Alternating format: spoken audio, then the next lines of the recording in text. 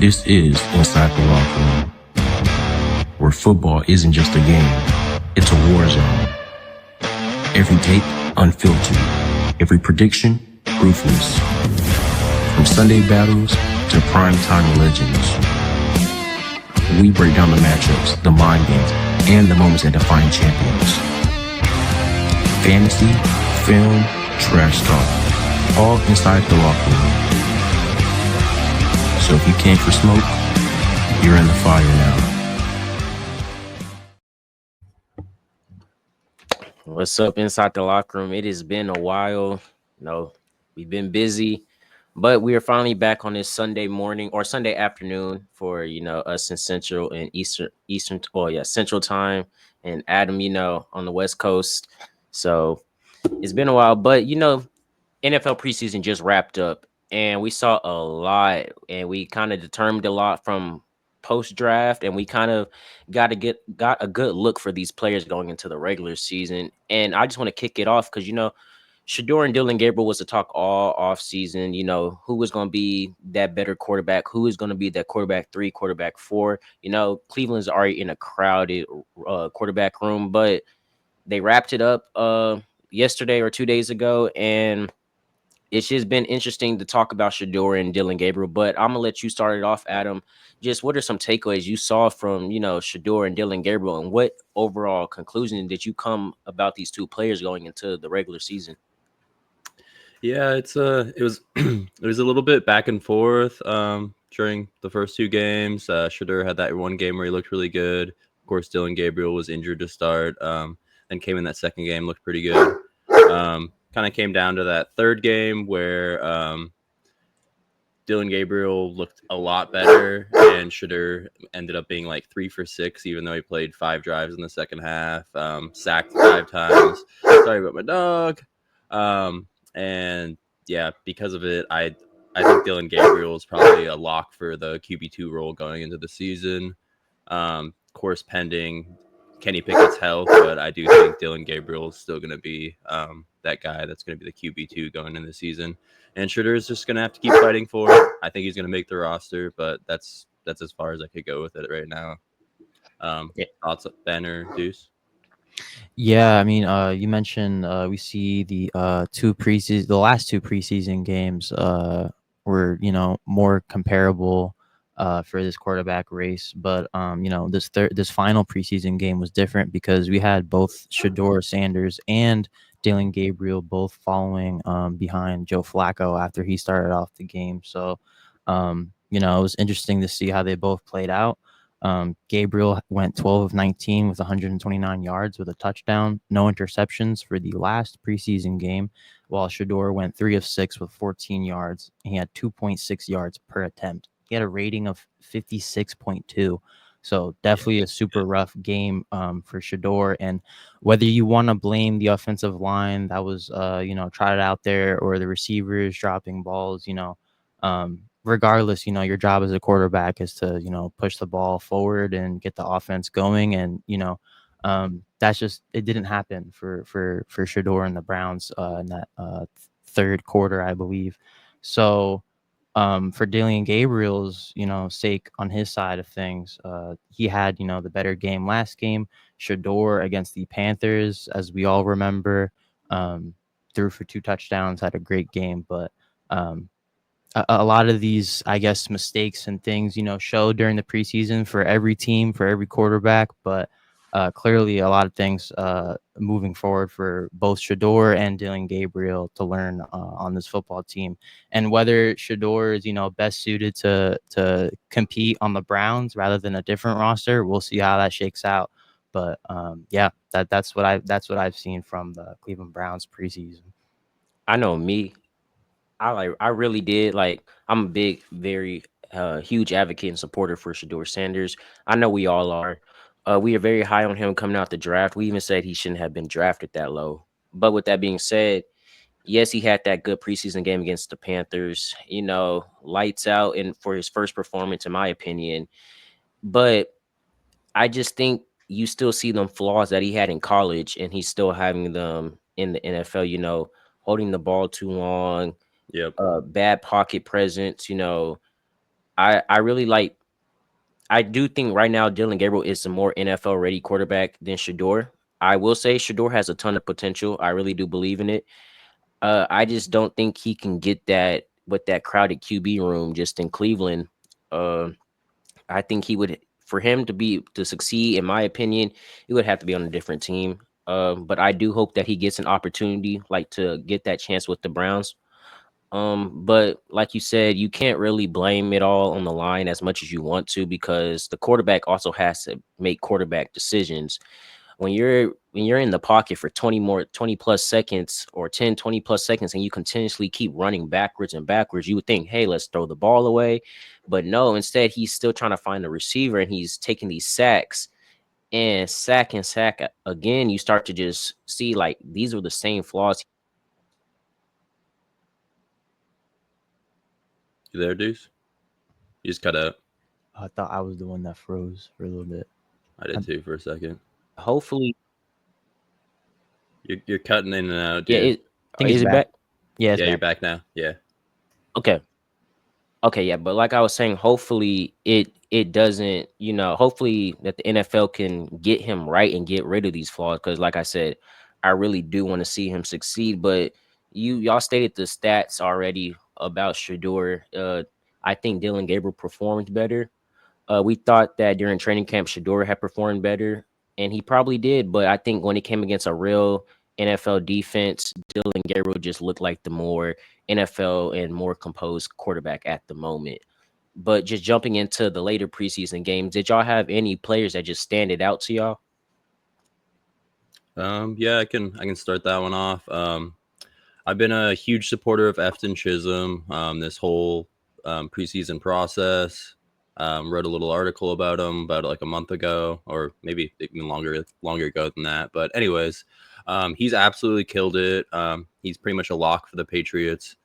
53-man roster at this point. The last 2 games, he had 12 catches. This is over a 2-game sample size. 12 catches, 121 yards, and 2 touchdowns.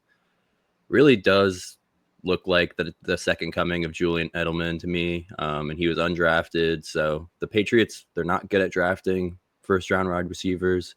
We've seen in the past many wide receivers drafted in the first round for them. Even second with Jalen Polk have not panned out, but they do have an eye for finding these undrafted guys and these guys that come out of nowhere. And Efton Chisholm's definitely another one. So I've been grabbing him at the end of every single fantasy draft just in case he's this year's Puka Nacua or something like that. So got a lot of high praise for him. There's a very, very crowded wide receiver room for the New England Patriots, but he's going to be on the roster, and I think he's going to show up on Sundays sooner than later. Next guy, Bill Krosky-Merritt. That this is probably the biggest one for me because Brian Robinson ended up getting traded. He's now on the San Francisco 49ers. So, I mean, that just shows you how much they believe in this 7th round pick, Bill Krosky-Merritt, or his first name is Jacory, but I learned the other day he likes to go by Bill, which is a lot easier. Just FY for anyone that doesn't know that. And then there's also Chris Rodriguez, who's been around for a couple of years. From what I've heard, he's already won the goal line role, so he's gonna have that short yardage goal line role. But Bill Krosky-Merritt was sat out this last preseason game alongside Austin Eckler, so that's usually very, very clear sign that they're going to be the 2 starters going forward. Then quickly, Torrey Horton on the Seahawks. Looks like he's probably going to win that wide receiver 3. I know Deuce, right after the draft, he was very high on him. He told me to take a second look at him. I did. He loved this guy, and I've only learned to love him even more throughout this process. He looks like a beast, and he more importantly passed the eye test. He looks like an NFL player. Last 2, Colston Loveland, that basically those 2 series with Caleb Williams playing with the starters, he looked amazing. He only had 2 catches, but they're lengthy catches. He had almost like 30 yards on the 2 catches. It just looks like that guy that's going to be able to lengthen the field and get a lot of passes right in the center of the field. And then Luther Burden, I mean, not really catching the ball, but on blocks, he picked up some goal line blocks and really moved the guys, and that's really going to impress his teammate. really going to impress the coaching staff going forward. And he's duking it out for that wide receiver 3 role with Olamide Zacchaeus, who they got in the off season. So that's going to be interesting, the one to watch. But yeah, I really love to see Luther Burden with those blocks. Ben? Yeah, for my two standouts from this preseason, I saw a lot of Tet McMillan in almost every Panther preseason game. I mean, the last one he had 2 catches for 43 yards, so not like a huge stat line there. But maybe they wanted to be precautious with him the last preseason game there, considering that he's definitely going to be, Bryce Young's #1 target. But we do have, Xavier Legette that we've been talking about also. Adam Thielen, there's some rumors that he might be going back to the Vikings, so we'll see what happens with him. But Matthew Golden as well for the Packers, and something that these two receivers that will have in common in these upcoming seasons is that they're both going to be rookies and they're both going to be helping their quarterbacks tremendously. Like, I would not be surprised if Matthew Golden and Tet were both top 20 in receiving yards this season. I think he's going to unlock Jordan Love even more. And for Bryce Young, we've been saying it all off season that we think that he's going to have a bounce back year. So we'll see what happens. I know me and Adam, last time you guys saw us, we talked a little bit about Matthew Golden too, in terms of fantasy terms wise. So if you guys want to look for some late round, steals here for Tet and Matthew Golden, we advise you to pick them. Yeah, I know for me, I'm not going to sit here and act like I watched all the preseason. I watched what I could. I couldn't even watch the Cowboys as much as I wanted to because I've been so busy. But I have seen quick glances in some film of Jaxson Dart, and I will say, like, he just looks comfortable out there. You see that Brian Dable is kind of shifting like some of the plays to like how he ran it in at Ole Miss. So I think that's really working for the favor of Jaxson Dart. And I keep saying this, he's sitting behind 2 very experienced NFL quarterbacks in Jameis Winston and Russell Wilson. So I think he can really learn from these 2.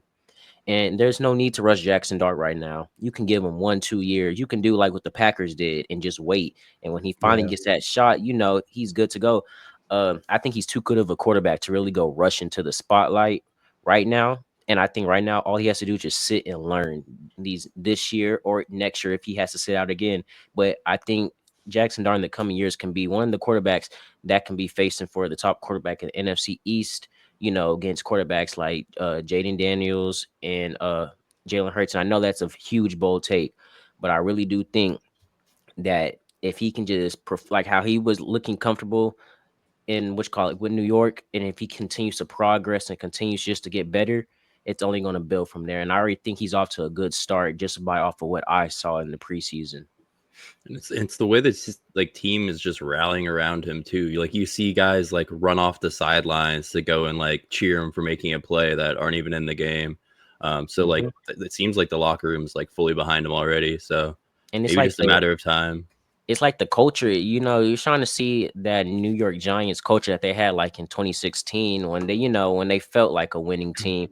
We saw that also in I believe it was 2021 or 2022 when they went to the playoffs. Sadly, when they lost to the Vikings, but they still made it to the playoffs. But I feel like another hot take for Jaxson Dart, even too, in my opinion, I feel like we're going to see him this season. I feel like he'll start a game at some point this season because, like I've been saying, for these past 6 months, 7 months, Brian Dable's job is on the line 1,000%. So I think Jaxson Dart will get trotted out there at some point if Russell Wilson can't stay healthy, which we've seen in the past. And, like I said, they're going to try and win games this year because of him being on the hot seat. So yeah, and we'll a correction rather than later. Correction. I mean, I don't know why I said the Vikings. I meant the Eagles when the Giants lost to them in the playoffs a few years ago.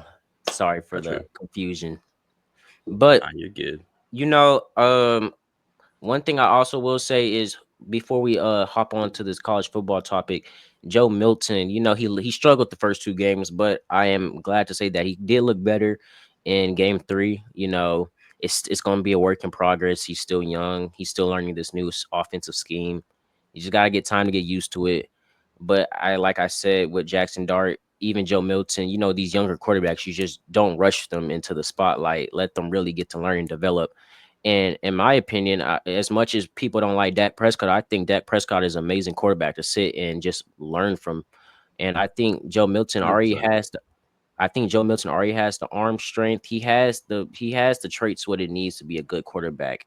It's just now he got to make better quarterback decisions and really mold into that quarterback. If you want to be the best quarterback, you gotta have good, like I said, even what you do, you gotta have good pocket, you gotta have good quarterback IQ. You gotta have all that. So you can't just have one or the other. You gotta have every part of the package. But And real quick before we jump into college football, I'll just talk about Milroe real quick. So he played the entire game yesterday in the final preseason game for the Seahawks. From everything I saw, he definitely does not look like he's ready to be an NFL starting quarterback yet. So, I mean, anyone that was ready to sound the alarms for Sam Darnold, I don't think it's time yet. I think Milroe's the right thing to do is to have him sit the full year.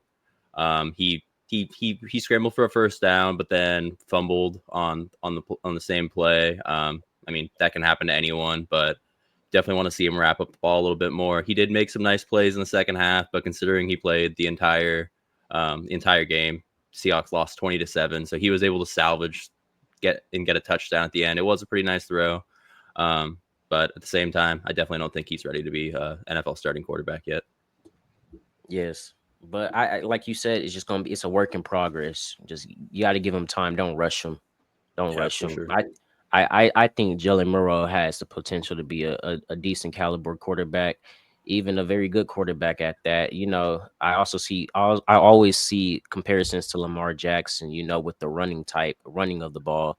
But Miro is still young. He just got to fix these little inconsistencies. But Seattle was under a great offensive mind and head coach. So hey, I think he's poised for success. He just has to learn. Give him some time.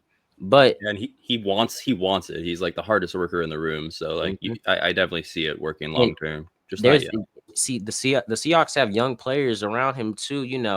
So it isn't like he's in an old locker room. He's gonna be familiar with these players uh, for a good while.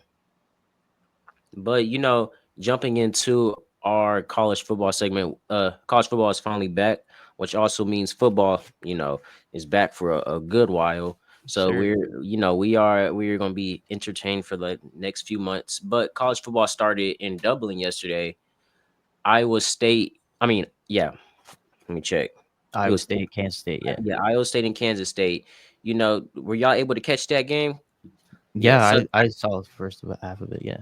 would you like what were your takeaways and just some things before I jump into it, because I kind of watched some of the film after, like, earlier today. Mhm. uh yeah, I just saw I saw a good amount of turnovers, but you can go first. Yeah, exactly. That's exactly right. Turnover battle was insane, especially in the first quarter. I believe there were maybe 3 or 4 turnovers before the second quarter even started. So the weather was definitely a factor there in Dublin, Ireland. It was pouring rain at one point in the beginning of the game. So lots of drop passes, fumbles, muff punts, everything you can name of. So it was pretty entertaining in terms of, seeing who would lose the ball next, I guess. But yeah, Iowa State came out punching first, and then Kansas State would also make some nice defensive plays there. But towards the end of the game, I believe, actually no, Iowa State completed passes to move down the field, but then Kansas State's defense definitely came up in the clutch multiple times. Matt Campbell does a very good job of running the Iowa State team, and that's why he has that contract extension that he got recently, I believe. So, yeah, it was a great game to watch for the first week 0 game of the morning, and can't wait to talk Hawaii in a little bit next. You go ahead, Deuce. Yeah, like, I mean, turnovers. It's what won Iowa State the game, but it's also what kept the game very close. Like Yeah. you mentioned early on in the game. I saw a muff punt like 2 3 minutes into the game. I saw a fumble towards the end of the first quarter, and I'm watching it, and I'm just like, all these turnovers. Yeah, the weather was So, crazy. but I really do think, like, it was a close game throughout. like I said, the turnovers kept it close. But I think when it mattered most, and when Iowa State converted on that critical fourth down in the fourth quarter, that kind of won them the game. Um, it was an upset that I think a lot of people saw coming because Iowa State has kind of led the series in recent years against Kansas State. If that is Did you freeze again?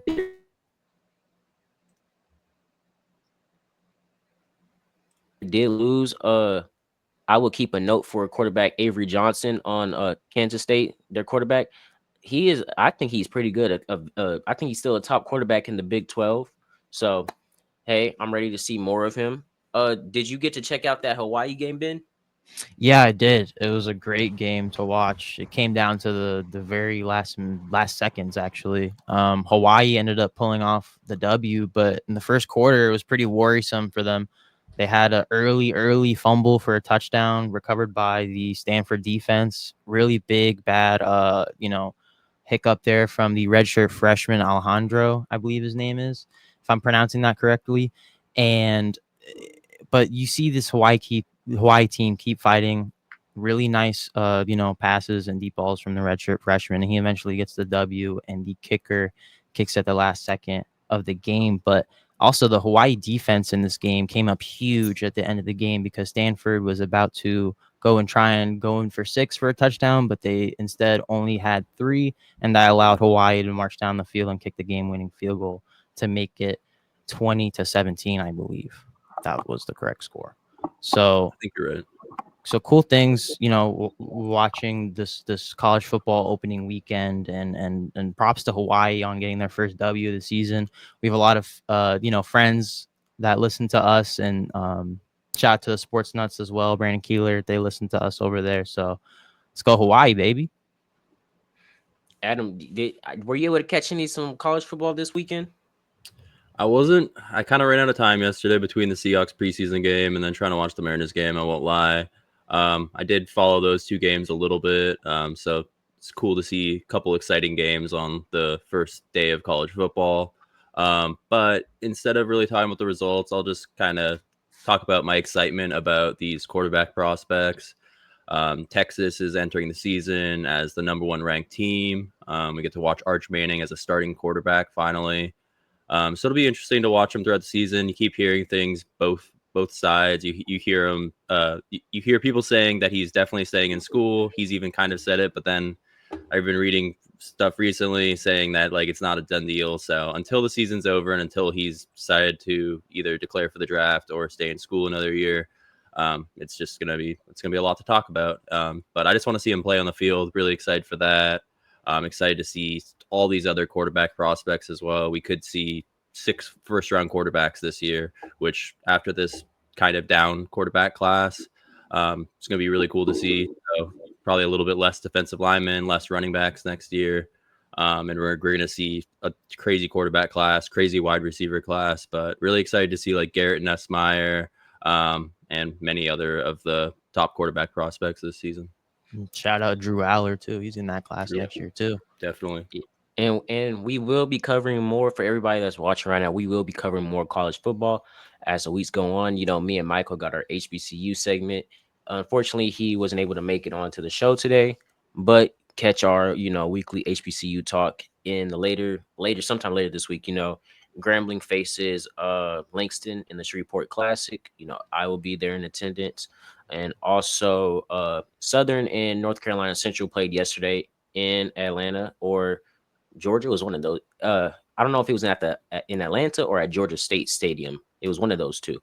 But yeah, they played yesterday. I got to catch up on that, but I will talk about it in the later show with me and Michael later this week. But jumping into the MLB, this is kind of the topic I've been wanting to wait for because I haven't done my power rankings in 2 weeks and a lot has changed.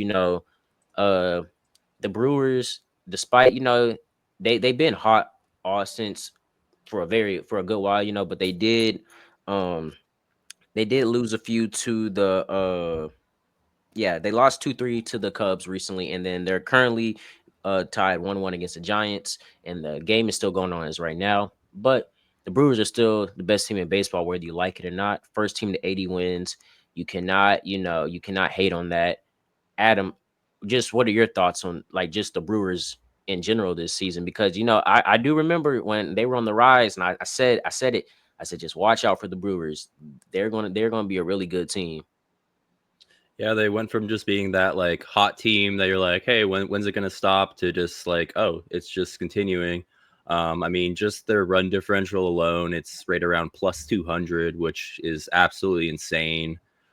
Usually a great indicator of future playoff success as well.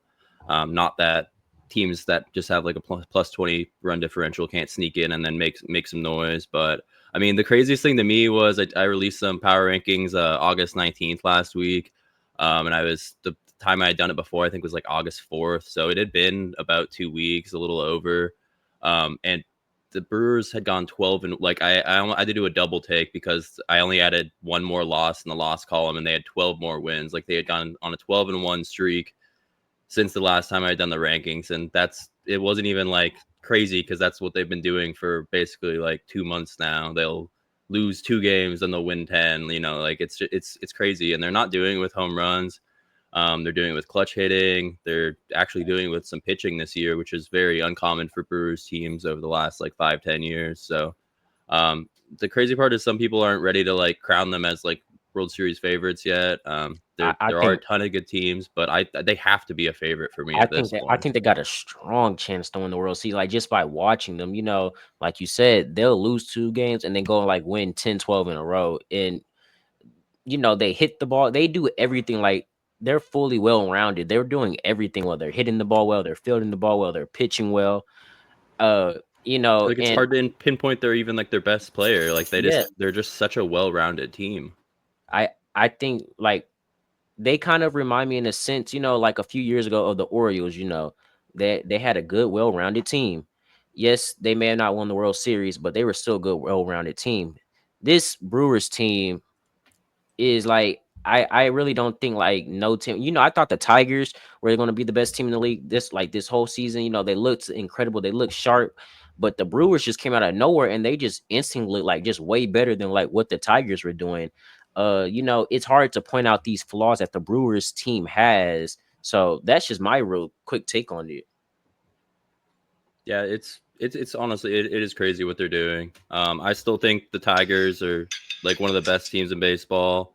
Blue Jays are definitely up there. Dodgers are finally really getting healthy and going on a run. And then you get into like those like middle like 6 through 10 teams, which I mean, there's like I think there's 10 different teams that could win the World Series still, which in previous years I don't think I've ever said that there's like that wide of a pool of potential World Series contenders. But like there's just a combination of like really good rosters. Some teams have really good pitching, like the Mariners, but then the Mariners also added the best bat or maybe best 2 bats in during the trade deadline. So do you want to get into our power rankings, or do you want to? Yeah, and I'm gonna say because I'm looking at the power rankings with my power rankings right now, and I'm just looking at my teams 1 through 10, and like you said, each of those 10 have, in my opinion, have a very good shot to win the World Series, or they have a good reason to win the World Series. And I still have 2 honorable teams that could make a push, to get close to the pennant or win the World Series. But Adam, you just want to kick it off with your power rankings? Yeah, for sure. So I mean, as we've alluded to, I got Brewers at 1. I got Tigers at 2. These were my power rankings for the 19th. I might shift that a little bit, but I think if I did, it would either be the Blue Jays or Phillies jumping up. So with these power rankings, I got Blue Jays at 3 after the Tigers. And at this point, it's the Phillies just swept the Mariners, and it was not kind. They just massacred us. And I had the Phillies at 5 on here, but I think I really got to move them up to 4. But like, it's when it's hard to make a decision because the Dodgers are so good too. I think they're a World Series contender, but I'll move the Dodgers down to 5. Cubs at 6. Cubs have been sliding a little bit, but they're still good. Like you just said, they still just beat the Brewers. They're still a team that can beat anyone in baseball on any given day. And then this is where it gets really, really messy. Because this past week I had Astros at 7, Mariners at 8, Red Sox at 9, and Yankees at 10. that day I did that, the Mariners, Red Sox, and Yankees were all deadlocked, tied for the first wild card slot. So since then it's changed a little bit. So I will say Astros at 7, but they're holding on by a thread. Red Sox at 8. And then it's kind of a toss up between the Mariners and Yankees, but because the Yankees passed the Mariners again, I'll give the nod to the Yankees at 9. So I dropped the Mariners to number 10. And then rounding out, I had Padres at 11. I don't know if you went to 15, but I had Padres at 11, Mets at 12, Reds at 13th, Guardians at 14th, and then the Royals have gone on a little bit of run. They snuck into the 15th spot. What about Yeah. you, Deuce? Okay, for me, yeah. So ours are kind of a little the same, but the back end of it, like you said, it's a log jam right there. So I got the one. One is the Brewers. Like you said, their best team in baseball. 2, I give it to the Tigers. They're 9-1 in their last 10. 3, I give it to the Blue Jays. Still a top team in the AL, but 6-4 in the last 10. I think there's a few games that they looked iffy. I would prefer not to lose to the Rangers because we could have got the swept or the sweep. 4 is the Phillies. Who'd you have at 5 2 again? Sorry. At 2, I have the Tigers. Tigers. Okay, so we Yeah. have the first 3 similar. Okay. Yeah, so 4 would be the Phillies. Phillies are that team that I'm just so iffy because I don't know if I want to put them at 3, 4, or 5. Exactly. They Yeah, can't follow the top 5 though. yeah, They've I just still think been they're a top 5 team. 5, I give it to the Cubs. Like you said, they can win on any given day, but they have slid a little bit in a few games. But I think them beating the Brewers, in the last few games has kind of pushed them up in the power rankings. 6, I gave it to the Padres. They're currently beating the Dodgers for first in the NL West. They've won the last 2 games that they've played them. But I was so conflicted on dropping the Dodgers below the Padres when I was doing my research, and I was like, it's crazy that the Padres, like a month ago, I would not think they would be leading this division, but here they are, they're leading the division. But right behind them is 7 is the Dodgers. They're finally starting to get healthy again. I think that they're not going to be at 7 for long. I think they're going to jump right back into the top 4 come October. 8, 9, 10 is where I get so conflicted because each of these teams, like, they have a valid reason to be at that spot or even drop. But I gave 8 to the Red Sox. I think that them being the Astros or leading the Astros this season in general, they kind of are like the better team in my opinion. But the Astros can always, find their way and jump right back up to the top in the power rankings. But like you said, Adam, the Astros are hanging on by a thread. It's just been a weird month or last 2 months for them, in my opinion, because they did start out really hot. I remember one point I had them at my best team in baseball. But 9, I gave it to the Astros. And then 10, I gave it to the Yankees. And I was so conflicted because I didn't know if I wanted to put the Mariners or the Yankees at 10. Like, I was just stuck. But yeah, give it 2 days and it can all flip completely. Yeah. But- Wait till the Red Sox sweep the Stanks tonight. yeah, and Ben, because before we close this, I'm gonna let you talk about how the Red Sox and the Yankees before we close this out. Yeah, but yeah, so I got 8. I give it to the Red Sox, 9 the Astros, 10 the Yankees. But that Yankees and Red Sox is also close because I mean the Yankees. I think let me check really quick. Let me check. Yeah. The Yankees and the Red Sox are only it's a 1-game difference for that 2 spot in the division. Yeah, So it's like really Huge close. series, yeah. Yeah, it's been a very important series. But my honorable mentions for a tie would also be at 11 spot would be the Mariners and the Mets. The only reason I think that's hurting the Mariners' cause right now is that they are 2-8 in the last 10. Like you said, Adam, it's just it. I don't know. It's they have their biggest flaws. Like, they have their biggest flaws, but they can also hit the ball very well. They're leading behind Cal Raleigh. And I mean, at one point, I think the Mariners were close to being my 6th team in my power rankings. So they've just dropped. But, like you said, this can change any given day. We could see a whole new top 10, in 2 weeks. So we never know. I But think that's what separates the Brewers is just like they'll go on a run and then they continue it. Like the Mariners were, I think they were 10-1 in their last 11 at one point, just not that long ago. And then they were that just was right behind the Astros for the top, because I remember they were about to yeah. jump them. They were tied 2 different days actually, and then because of the tiebreaker, the Mariners were actually in front. But that was at home, and then they went on the road, and then they had, if not the worst road trip of their season, very much up there. Like you said, 2-8 in the last 10. Lost to the Athletics last night. We're able to win game 1, 3-2, but we got to win today. Got to close out the series and win the series against the Athletics. You'd hope And that would be possible. and I mean, August is wrapping up, which means September is coming, and then we got October. So we have 2 months of baseball left, and it's Yeah. approaching. And I mean, man, this playoff race is so like tight because there's teams that are going to miss the playoffs that probably should have made it, and it's Oh going yeah. to be because they lost a few key series. And it's also going to be seeding. Like in the seeding, it's probably going to be some team that probably shouldn't have got a bye that got to buy. So I think every team in this playoffs has a valid case to be the best team. A team like the Dodgers, you would think they get a first round bye, but how things are looking right now, you never know. They could be playing in the wild card. So um you never know. I think this, like, and it's crazy because this is my first year really watching baseball, and it's so close, so it's really hard to make a general like statement about which team is the best team, which team is better than these other teams, because one series we have this team sweep them, and then the next series you have the other team sweep them. And before, I'm gonna tie this into the Yankees and the Red Sox, because a lot of people came in this year thinking like, oh, the Yankees are gonna stomp over the Red Sox, but the Red Sox, they've completely dominated the series against the Yankees in multiple different series. And Ben, you just got any thoughts about that? I mean, yeah, I mean, you hit the nail on the head right there. I feel like, every year as an avid baseball enjoyer, we have our Yankees, crew and our Yankees fans saying, "Oh, we're going to win all the way. Red Sox, we want Boston, all this, all that." But I feel like New York always underestimates all of the New England sports, but specifically the Red Sox here. Yesterday, they had a 12-1 victory over the Yankees with 17 hits.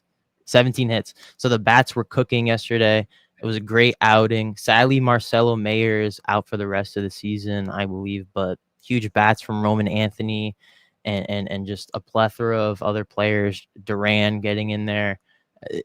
Cora loves to make this team hot when they're not really supposed to be hot. And I feel like that's been the identity of the Red Sox for a long time. We kind of creep up when everybody least expects it, but And that's what's good about it. everybody thought after the Devers trade that the Red Sox weren't going to be, they you would think that everybody's going to think the Giants were going to be better than the Red Sox, but that hasn't been the case. Worst record in the MLB Yes, since so that it's trade. it is surprising that after trading somebody that big, you really think, okay, maybe he was part of the problem, and because this Mm-hmm. team is doing better without him, and the team has got a lot of young players and young prospects in return to use for future years. I really do think, and I was looking at the standings the other day. I was like, the Red Sox really could jump the Blue Jays, for first in that division. That's just how close it was. Um, I right now I'm not even gonna be biased. I don't know who's gonna win that division because the Blue Jays, they're riding high, but there's been series that they lose that they shouldn't have lost, and they end up dropping in the standings. And in a division that tough and difficult, uh, you know, I don't know who's going to win. And like you told me before, Adam, you can't count out the Yankees because the Yankees are that team, that consistently makes the playoffs, that, can sneak up and make the playoff. I mean, make the World Series. And, in past years, when it comes down to it, the Yankees do have the edge in beating the Red Sox, in them, and when it matters the most, whether you want to like it or not, the Yankees have proven time and time after again that they will, beat the Red Sox when it matters more. And I think they're a more playoff team out of the three, the Blue Jays and the Red Sox. I think the Blue Jays are good right now, but I really just I can't their season to play. I can't make a determine how they're going to do in the playoffs just because I haven't seen them play in the playoffs yet. And I just think that Yankees have the better shot right now, because I'm not gonna say to win the division, but to make a better push in the playoffs. As much as I hate to say it, it's just whenever it's like their playoffs is when they wake up for some reason. So Well, that's yeah, when you have Aaron Judge, like when you I have you like you potentially can't count them the out. MVP, yeah, you have the MVP probably unless Cal wins it, but he's dropped off a little bit, not in home runs, but average OPS, everything else. So I mean, yeah, you can't ever rule out the Yankees when they have a guy like Aaron Judge, but just going back to Devers really quick, like you never know what's going on behind closed doors. You never know what's going on in the locker room. And by all reports, he was a locker room cancer. He was the type of guy that made it all about himself and was like bringing down the team often. And just to touch on one other guy, Ketel Marte, superstar for the Arizona Diamondbacks. I've heard that they're not opposed to selling him in the offseason or trading him in the offseason, not because he's not like he is a superstar, but he's apparently that same type of diva type player that kind of makes it all about him. And I'm not trying to throw any shade whatsoever at him, but that's just what reports are saying. And it's like you don't ever know what's going on behind those closed doors, and sometimes you kind of you add by subtracting. And I mean, we've seen with the Red Sox with the crazy run they've gone on. You get the rookies and the young guys playing a little bit more, and you get rid of a guy like Devers. You get that contract off the books also. So like the financial element's huge also. But yeah, it's crazy how sometimes it looks like you're getting rid of a superstar and you're selling, but really it's like the thing to boost you. And yeah, and Yeah. I think if nobody, and I'm before I pass my to you, Benji, All good. if nobody hasn't woke up yet, the Red Sox clearly won that Devers trade. You know, the Giants look horrible. You would think that they would be 10 times better, and Devers finally decided to go move to first base, but Yeah, hey, like as soon as he gets there, he's like, "Oh, I'll play anywhere. yeah, Put me in and anywhere." I was like, "Of course." yeah, and they don't look good. So Devers was most definitely the thing that was I think that was holding the Red Sox back. The Red Sox are going. I think they're going to make the playoffs, and it's going to be a very, very, very interesting playoff race, because right now I don't even know who's going to make the NLCS, or NLCS and ALCS. Yeah, no, I was just gonna double back really quick and say that all this talk about the Yankees is not to discredit Aaron Judge at all. He's still leading in about almost every single category that you can imagine, and we still have talks, obviously, with Big Dumper, leading the charge there as well in the AL. But at this Big point, it seems, dumper. yes, sir, it seems like it would be Aaron Judge's MVP to lose, but. I mean, we've seen this again with the Yankees. I mean, how much can they even do with Aaron Judge? I feel like baseball is much more than a one person, sport. You obviously have your pitching and etc. But I'll digress about the Yankees. It honestly hurts my head how much they stunk. They stink. So,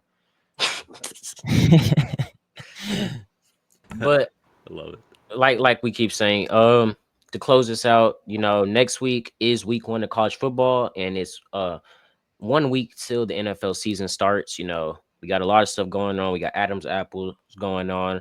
We got my pregame show going on. So we got a lot of stuff going on for the NFL season. yeah, But guys, yeah, regular season's about to start. yeah. So stay tuned, because there'll be a lot of content rolling out from both live streams.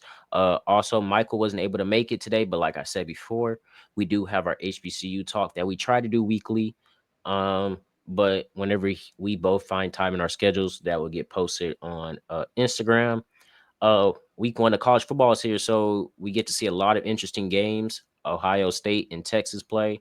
We haven't seen a 1 versus 2 matchup in a very long time on week 1, so that's going to be kind of interesting to see. But as always, make sure you follow our socials. It's all posted in the caption, and it's posted in the comment section. It's also on our bios in Instagram, on Inside the Locker Room. Follow our YouTube, our TikTok, which we got to get active again. We've been kind of off TikTok, but I'm working to get that back up again. And make sure you I've been follow our trying to like Instagram. start posting video. I've been like Yeah, posting a random video each day to at least keep it a little active. yeah. So just follow us. We finally hit 100 subscribers on YouTube. We're actually at 101 right now. The next goal is 200, and our Let's goal on go. Instagram, is 1,000. But as our counts are rising, so is everything else. But as always, it is love from inside the locker room. make sure everybody does, like I said, check out our socials and follow everything. It would be greatly appreciated. And make sure y'all check out our latest video on YouTube. And this current video will be posted on YouTube and Instagram either tonight or tomorrow. But as always, stay safe and enjoy this episode of Inside the Locker Room.